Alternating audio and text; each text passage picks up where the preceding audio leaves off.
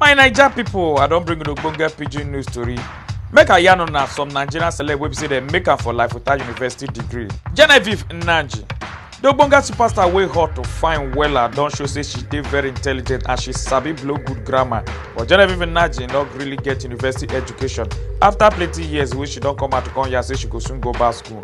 But well, e never too dey late sha. Wizkid Ayodeji Ibrahim Balogun born July 16, 1990, wey dem dey popularly call Wizkid, na ogbonge songwriter and singer. According to reports wey e hear, he start to dey sing at the age of 11 as Le Prince, but he later blew for a music career with Banky W Group Music wey be Empire Mate Entertainment (EME) inside 2009. Wizkid dey drop comot for inside Leeds University for second year say because he wan pursue im music career, hope be say he go later continue school.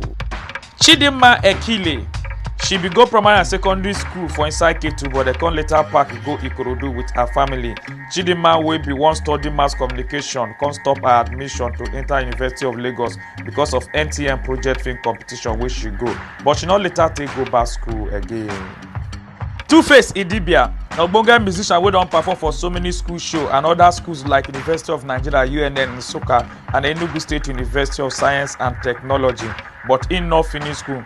Two baba wey dey go St. Gabriel Secondary School for Makurdi, Benue State, come later enter Institute of Management and Technology Enugu IMT, where he do national diploma for inside business administration and management, but come later come drop out to pursue im music career.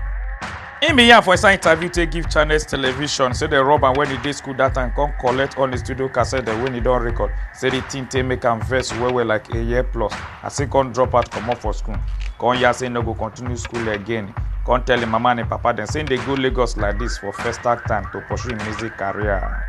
Orji's Okalo ogbonge chamo of Slug Holding and the Daily Sun, the New Telegraph newspaper for inside Nigeria. They remove and comot for his university Maiduguri say because him follow for the student there wey protest. Na so he come decide say no go back school for him education, but he come start him own career. This na Pidgin News Network with the yarn Pidgin English, and na me Nehi na him bring una this ogbonge tori.